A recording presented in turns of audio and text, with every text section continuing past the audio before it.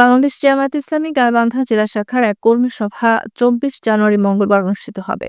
কর্মী সভাটি সকাল ৯টায় গাইবান্ধা ইসলামী উচ্চ বিদ্যালয় মাঠে শুরু হবে। এতে প্রধান অতিথি থাকবেন বাংলাদেশ জামায়াতে ইসলামীর আমিনে জামায়াতে ডাক্তার শফিকুর রহমান। কর্মী সভা উপলক্ষে ৬৫০ জন স্বেচ্ছাসেবক দায়িত্ব পালন করবেন। যানজট এড়ানোর জন্য শহরের বিভিন্ন স্থানে অস্থায়ী গ্যারেজ করা হয়েছে। কর্মী সভায় জেলার ৭ উপজেলার লক্ষাধিক কর্মী অংশগ্রহণ করবেন। স্থানীয় দারুল আমান ট্রাস্টে সংগঠনের জেলা শাখা পক্ষে এসব তথ্য জানানো হয়। ব্রিফিংয়ে জেলা জামায়াতের আমির মোহাম্মদ আব্দুল করিমের সভাপতিত্বে বক্তব্য দেন জেলা জামায়াতের সিনিয়র নায়েবে আমির বীর মুক্তিযোদ্ধা আব্দুল ওয়ারেস সরকার, জেলা সেক্রেটারি জহুরুল হক সরকার, সহকারী সেক্রেটারি সৈয়দ রকুনুজ্জামান রোকন, পৌর আমির অধ্যাপক এ.কে.এম. ফেরদৌস আলম, জামায়াতের নেতা জোবায়ের আলী, বাংলাদেশ ইসলামী ছাত্র শিবির জেলা সাধারণ সম্পাদক ফেরদৌস সরকার প্রমুখ।